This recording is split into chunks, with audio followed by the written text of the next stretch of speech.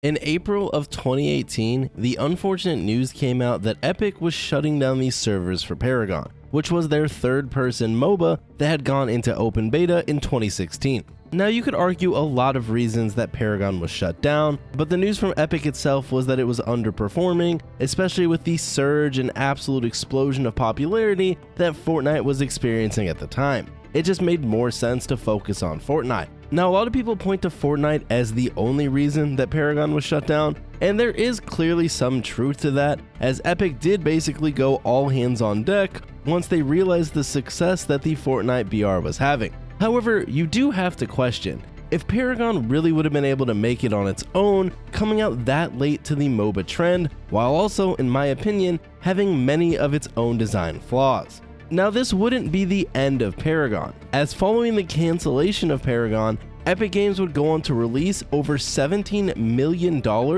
worth of in-game assets for free use for anyone working in Unreal Engine 4. This included the Paragon characters, skins for those characters, animations, VFX, dialogue, and tons of environment components. This has allowed multiple projects to pop up, utilizing the Paragon assets to create games of their own. In many cases, these are pseudo-revivals of Paragon, and that's exactly what we're going to be looking at today with Predecessor, created by Omeda Studios.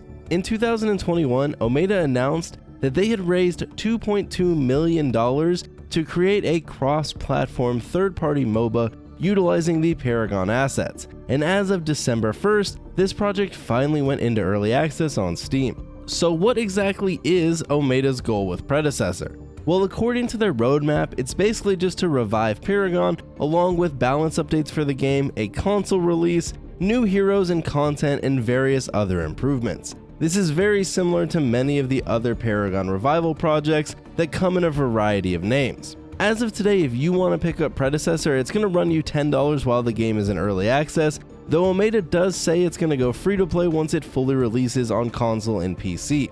Along with that $10 price tag, the game does include additional bundles that you can purchase that give you some skins, and eventually the game will feature your standard free-to-play store, though as of today when I tried to click on that, it doesn't seem enabled quite yet. One important thing though is that these paid aspects are supposed to remain cosmetic only in nature. Today, Omeda has focused on one game mode, and that's the standard MOBA mode that you'd be very familiar with if you have any MOBA experience.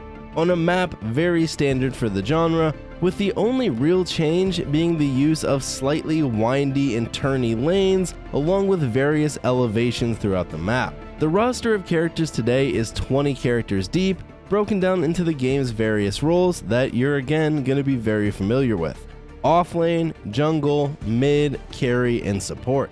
So that's kind of the gist of Predecessor. If you end up picking it up today and you go into queue a match, it's pretty simple. You just have that one PvP game mode to select from. Eventually there will be solo and co-op versus AI, however those are not in the game today. Currently there's no ranked mode or anything like that, it's just regular matches. Once you queue into a match, you will have the option to pick one of the various roles in the game, though multiple people can select the same role, and then it's going to randomly select who gets it. The weird thing is though, while it will assign roles for each player, it doesn't lock the characters you can choose, so you can still pick whatever character you want, though obviously if you're not trying to BM or something like that, you should probably pick a character that fits into the role you were given. I also keep running into this weird issue where games consistently get canceled. It seems people either constantly miss the ready up button when the queue pops, or when you're selecting characters, they just don't select one. I don't know if this is a UI issue or if the game doesn't make enough sound or what exactly it is, but you're going to experience a lot of lobbies disbanding and you're going to get thrown back into queue. Now, once the game starts, that's when you're going to hop into the Paragon style gameplay. If you ever played Paragon, you're going to know that their goal was to take the MOBA genre and basically infuse it with action-orientated gameplay. This comes hand in hand with the third-person perspective instead of the standard top-down perspective that you would see in something like a Dota or a League of Legends. You also have to aim all your abilities and auto attacks. Unlike a game like League of Legends where you auto attack just by clicking on characters or creeps, in Predecessor you have to aim all of this stuff, so it's a little bit like a third-person action game and a little bit like a MOBA. You also have all the abilities that your character is going to have, and these are also going to need to be aimed similar to a skill shot in a MOBA. Personally, in my opinion, I just don't think the MOBA genre fits super well in the third-person perspective. I know obviously Smite has been successful with it, but in Predecessor specifically, it just feels a little unsmooth at times, especially when things are getting a little hectic. I think part of that comes from the fact that you're in third person, but also currently you don't have the ability to zoom out or ping on the map or anything like that, though supposedly that is something that's on their list. Now, one thing I really don't like is having to aim all the auto attacks. I know that's going to sound a little bit noob, but kind of hear me out. So if you're playing a ranged character, especially if you're playing the carry role where your auto attacks really matter, what you'll find is if you get into these big team fights, unlike in a game like League where you can specifically click the character that you want to attack, in Predecessor there is some elements of body blocking that can happen. Now you could say this is kind of a skill mechanic and it adds a skill cap to the game, but I find it a little bit frustrating even if you're just laning and you're trying to get a trade in and the minions are just in your way and you're unable to hit your opponent. Now obviously that happens with abilities all the time in other MOBAs, but it's amped up to a whole new level here as both abilities and auto attacks can be blocked by basically anything. And obviously you can also just miss.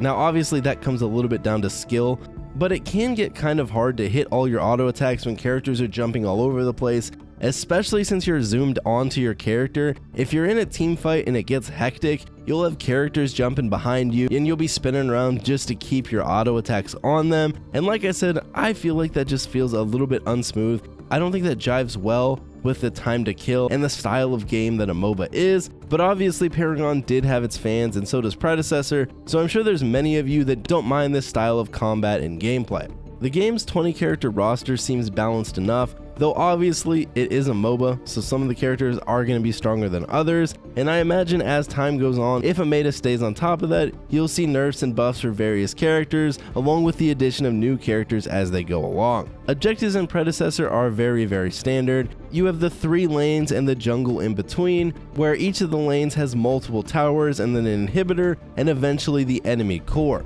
On top of that, you also have the buffs in the jungle, the red buff, the blue buff, the gold buff, and then you also have Predecessor's equivalent of basically the Baron and the Dragon. These are all things you're going to be really familiar with if you've played basically other MOBAs, but if you haven't, you have to use your minions to kind of take out these towers and basically push the lane all the way up to take out these inhibitors. Once you do, stronger minions are going to spawn, and that's going to allow you to make a push onto the core. First team to kill the enemy core is going to win the game. As the game goes on, death timers are going to get longer, so it gets easier to take out these objectives when you wipe the enemy. And obviously, if you have pressure on multiple lanes with those inhibitors down, it's also going to be a lot easier to push into the enemy base. Now, like I said, the lane is a 3-lane map with a jungle in between, and really it's a pretty standard map other than those elevation changes that it does utilize. Since this is a third-person game instead of top-down, they are able to use the elevation to kind of the advantage of the map. You'll have some things that are higher up and you can jump down onto lanes and things like that, where you don't see that style of map design in a standard top-down MOBA. The 3 lanes are very standard for the most part, other than the fact that especially mid lane is a little bit more windy than normal. It's not a straight across mid lane like you'd see in some other MOBAs, and instead it kind of winds its way through the middle of the map. Overall, I'm not a big fan of the flow of the game of Predecessor. The early game, like many MOBAs, starts up very slow, and when you get into that mid game where things start to get a little bit more amped, unfortunately in Predecessor it seems like either players don't really know what's going on, or the game doesn't do a good job of kind of giving that information to the players. You don't really see people properly grouping up, you don't really see team fights too often, and a lot of times I'll play a 45 to 55 minute game where it's basically just a split push bonanza. You just have players all over the maps taking little skirmishes here and there with a teammate or two, and maybe the very occasional team fight, especially when someone gets pushed into the base. I would really love to see a meta do something here to tone down the length of these games, because I'm not trying to play 40+ minute games on a regular basis. That is something that used to be common in League of Legends, but even these days League of Legends has made efforts to kind of shorten up that game time a bit. I do currently like the item system in the game though. They have an auto buy system which seems to be fairly competent at buying the correct items, so I'm going to be honest, I left that on basically the entire time I've played so far. I haven't dove too deep to try and figure out all the items and the most meta builds, but from my understanding the auto buy system does a good enough job, especially when you're a new player. I do think the UI of Predecessor needs a lot of work. When you get kills, it's not really flashy and kind of up front like it is in a lot of other games. You basically just get the voice line and then a little pop-up on the left side of your screen. So I think making that a little bit more noticeable would go a long way to kind of helping players know exactly what's going on in the game. Also, maybe trying to find ways to help newer players kind of learn when you're supposed to group up, when you're supposed to solo push, etc. could help. They do have at the start of the game at least arrows that tell you which lane to go in, which is actually pretty helpful. Now, the scoreboard is something that I also think isn't very good. I don't know why, but it takes up the entire screen, and I feel like a scoreboard like this could be scaled down a little bit so your eyes don't have to go all over the monitor to try and get the information. When you're outside of the game, there is actually a tab where you can go through and look at all the items in the game if you kind of want to try and learn more about them before playing, but like I said, I've just been using that auto buy system. You can also dive in here to learn a little bit more about all the heroes rather than trying to learn about them on the fly. And eventually I'm sure the store tab will be activated.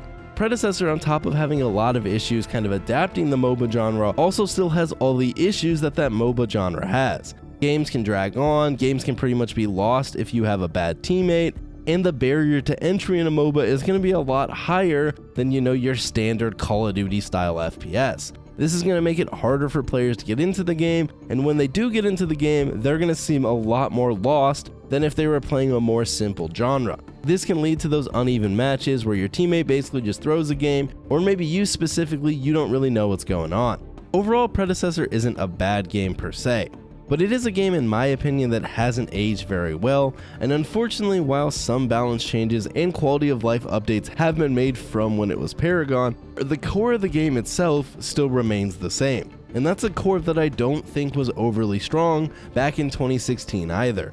So is it worth playing? Once it goes free to play, maybe, but I wouldn't really recommend picking this one up in early access unless you were a big Paragon fan back in the day, as I really think that's going to be the only way you're really going to enjoy playing this game. Part of me wants to call most of these projects cash grabs, but I will err on the side of caution and just go with that it's a passion project that isn't really my thing. Though I won't lie, I do think it's a little bit weird that multiple different companies are just taking the freely released Paragon assets and releasing Paragon 2.0s and charging for it. But hey, I guess if people want it, then so be it.